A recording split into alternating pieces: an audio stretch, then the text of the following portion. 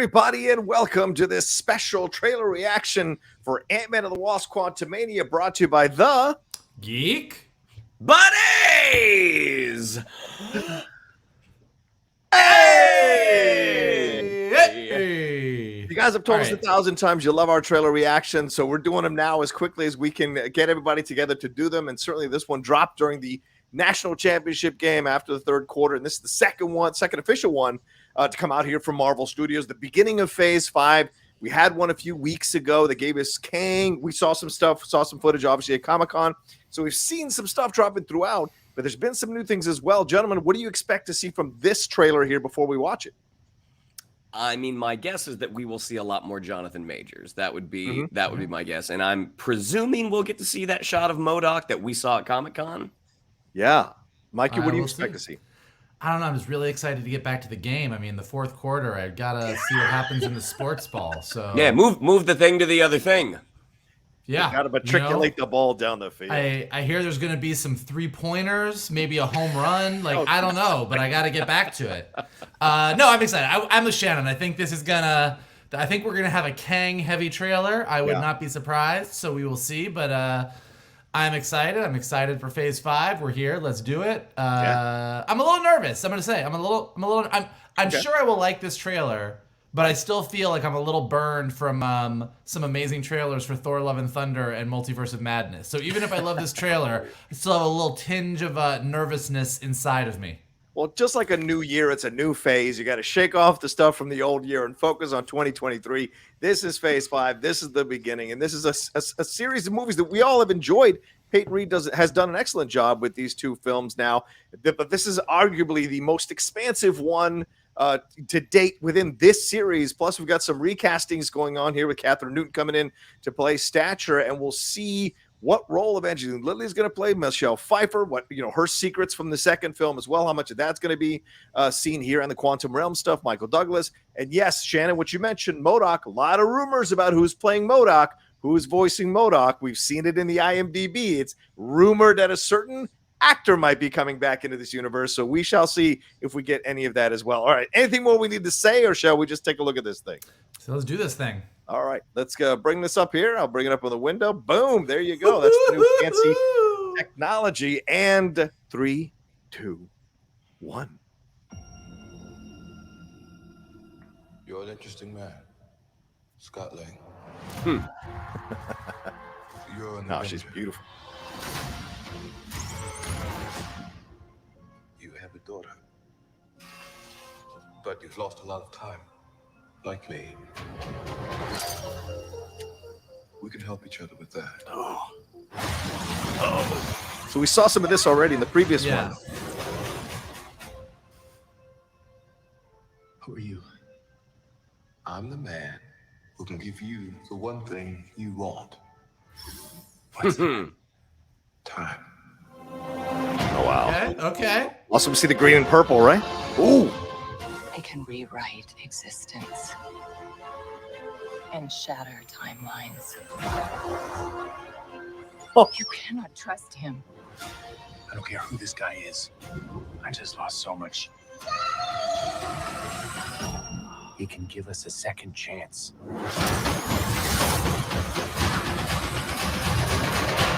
Woohoo! Okay. Let me make this easy for you. You will bring me what I need, or everything you call a life will end. Wow. Oh my God. This is all my fault. You may not want her to watch this. We had a deal.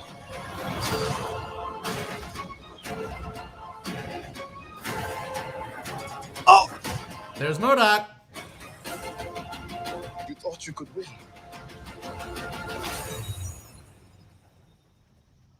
I don't have to win. We both just have to lose. Oh, great line. I'm sorry, Cassie. Well,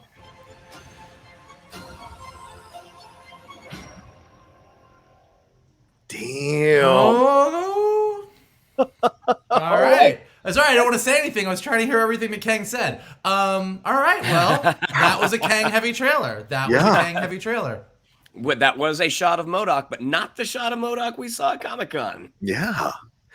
This looks fantastic. How I mean, it's kind of mind-blowing.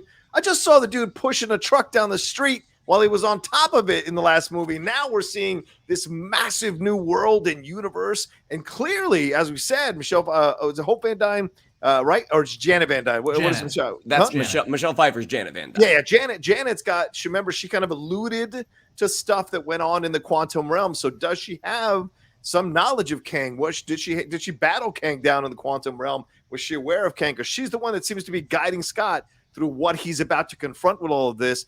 What's the deal with messing with the timelines? Does his daughter die? She says it's her fault. He says, we'll get this time back. He wants the 5 years back. He wants the 5 years back. He wants his 5 years back. Wow. I think, I mean, like, you see the flashback of him, like, when Cassie's young. I mean, I think that's what he's dealing with is he's like, he lost so much time. He lost the 5 years with Cassie between Infinity War and Endgame. And I think that's what he's wanting back. I mean, it also looked like there was a shot of Cassie coming out of a prison cell. Yes. Like father, like daughter. Like father, like daughter. So I think there's probably this idea that in the 5 years that Scott was gone, those 5 formative years for Cassie, she's now going down a road that Scott's probably worried about. She's going to turn out just like me. And then she's the one, I think It's All My Fault is in the other trailer we saw, she's the one who builds this signal into the quantum realm. And I think what you're really seeing in this trailer, like the bigger reveal is that it looks like for at least a good chunk of the movie, Scott and Kang are working together. I think Scott thinks that Kang is going to help him out. He's going to, because Kang can do anything with the timeline, he can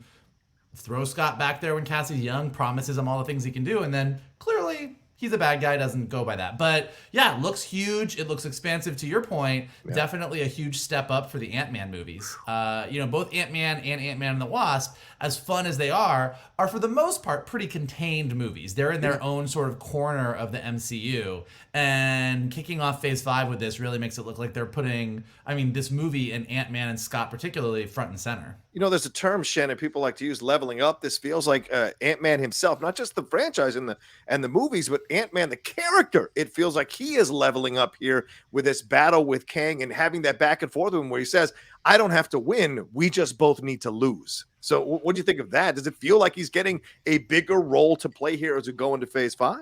Well, I think in terms of character importance, he leveled up in Endgame because he was the reason that they discovered a way to travel through time. And so now, it seems like in this version, in this reality, Kang seems to be stuck in the quantum realm and he needs Scott's help to get out. And it seems like maybe Janet could be part of the reason why he is stuck down there. Like, she was able to kind of cage the monster for a little while. But yeah, there have been, because of those shots of Paul Rudd where his face is pretty bloodied and we see they do have a knockdown, drag out brawl. There has been that thought of like, is this the movie that they kind of, kill Scott Lang? I don't think they would telegraph it so heavily in a trailer. But it does look like there are going to be some lasting consequences by the end of this movie. What do you think, Mike? Are we seeing the end of Scott Lang in this movie? I don't know that we're seeing the end of Scott Lang, but I think what's interesting is we're seeing a very different Scott Lang. Scott Lang, for the most part, in the MCU has been comic relief. He does some awesome stuff. He's got some great abilities. He's had some great hero moments, but the Ant-Man movies are kind of light. His villains have not been the most threatening in his movies. And even in Civil War, Infinity War, Endgame, even though he's in on all the major action, he's the one you go to for the laugh. But post Endgame, Tony's gone, Steve is gone. A lot of the heavy hitters are Natasha's gone. And so with a lot of the heavy hitters kind of stepping out of the way, doing their own thing, having their own adventures, when it comes to the heroes on Earth, Scott Lang is one of the more senior members of the Avengers. So default, I think you're seeing this guy that is gonna have to step up because there's no one else to do it. Yeah, and I wonder if he sacrifices himself, stays in the realm so that Cassie and the rest can get out. Will that be something that he does? Because Kang can't be the big baddie if he doesn't get out, it seems like. So somehow, some way, this all seems to come to pass for Kang being the big baddie in Phase 5. If this is the Kang, this Yeah, I is was gonna say, that is the baddie in Phase 5, right? This Kang might not be the baddie. That's true. It's a good point. Just as he who remains in Loki in season 1 might not be the big baddie. There's gonna be I think part of the fun of Jonathan Majors, who is such an amazing actor, is that I got a feeling he's going to be playing multiple Kangs before we get to the Kang Dynasty. So this Kang that's in the quantum realm may be coming back, or he may be a one and done Kang, and then another Kang is going to be somewhere else to take his place. That's the threat of Kang. Really, no matter how many times you beat him, there's another Kang. We see another Scott Lang in here, Shannon. Is there a possibility that? I mean, do we see the actress who played Cassie before pop up? I mean, he's talking about multiple universes, multiple timelines. Is there any way there's a little cameo from her in all of this? Oh man. Just throwing it out there. Throwing it out there. I would doubt it. Okay. I would think that torch has been passed to Catherine Newton, and that they're probably that the actress who played her in Endgame is probably not going to be making a multiversal appearance in this. Fair enough. But the thing that I did think was cool was we get to see that shot of Scott splitting in two, and we saw it in the first trailer that he giants up as there's another Scott behind him. So the idea that there are going to be not potentially just multiple Kangs, but there's going to be multiple Scotts, and the fact that maybe one, maybe several of those Scotts is not going to make it out. Yeah. I mean, that is. Oh, you go ahead, Mike. Yeah. No, go ahead. Sorry. I was going to say, keeping the same tenets of what we saw in Multiverse of Madness, the multiple Doctor Stranges, even that image of Scott, like when he's getting big there near the end of the trailer and turning in essence into a bunch of string, that was very reminiscent of some of the stuff we saw happen in Multiverse of Madness. So still keeping with the multiverse stuff here, but making it much more grounded inside the quantum realm for now. What were you going to say, Mike?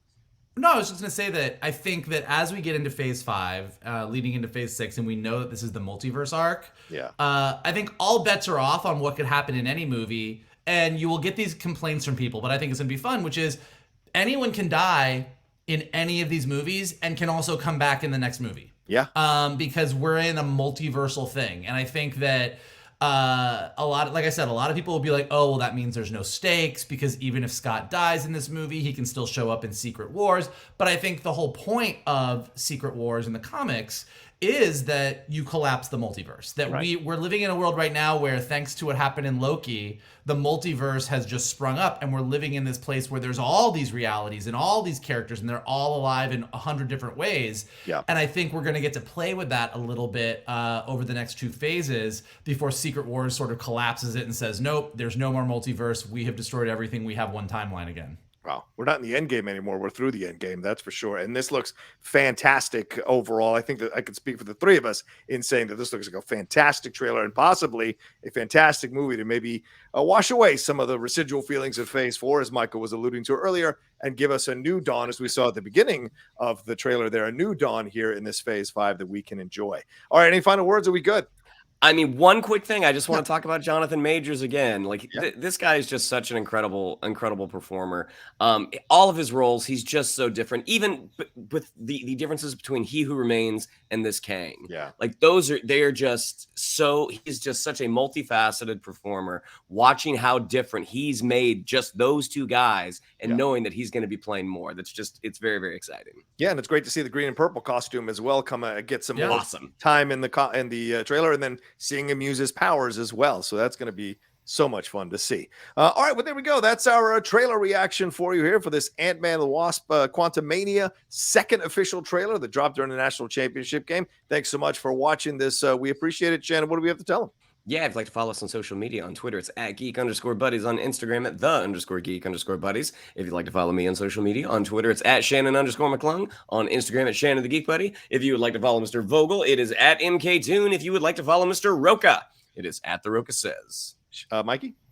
If you're anything like us, you're probably going to go and rewatch that trailer 5 more times to get every single detail. But once you do that, the next thing I would like you to do is hit the like button below, subscribe to Johnny's Outlaw Nation page, leave your comments below, and tell us what you thought of this trailer. What did we miss? What did we not see? What are you excited about? What are you worried about? Let us know below.